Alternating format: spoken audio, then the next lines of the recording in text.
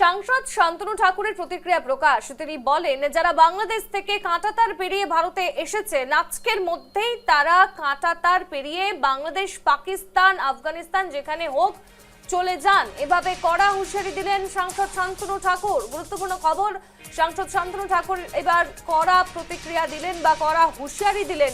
তিনি জানিয়েছেন অনুপ্রবেশ নিয়ে কিন্তু এবার কড়া বার্তা।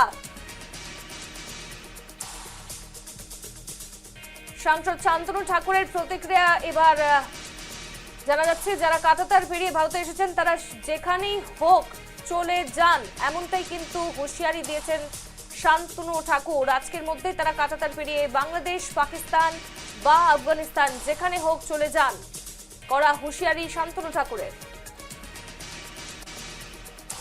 যারা অনুপ্রবেশ করেছে তারা আজকে বাংলাদেশে বা পাকিস্তানে বা আফগানিস্তানে যেখানেই হোক তারা চলে যাক, কেননা ভারতবর্ষের যে সিস্টেমেটিক ওয়ে, সেই সিস্টেমেটিক ওয়েতে থাকতে গেলে ভারতবর্ষের সিটিজেনশিপ হতে হবে, আর সিটিজেনশিপ যারা নেবে না তাদেরকে ডিপোর্ট করা হবে, এটাই সঠিক সিদ্ধান্ত। মানে এটা এতদিন কার্যকরী হচ্ছিল না, এতদিন ওয়েস্ট বেঙ্গলে কার্যকরিতা হচ্ছিল না, এখন মুখ্যমন্ত্রী বললেন আজকে থেকেই এটা কার্যকরী হবে। দেখুন, আগের যে গভর্নমেন্ট ছিল সেখানকার যে মুখ্যমন্ত্রী ছিলেন উনি কখনোই চাননি ফেন্সিং হোক, কেননা মাননীয় আমাদের যে গৃহ মন্ত্রণালয় থেকে, কেন্দ্রীয় গৃহ মন্ত্রণালয় থেকে বহুবার বলা হয়েছিল যে ফেন্সিং করুন, কিন্তু তারা ভ্রুক্ষেপ করেনি।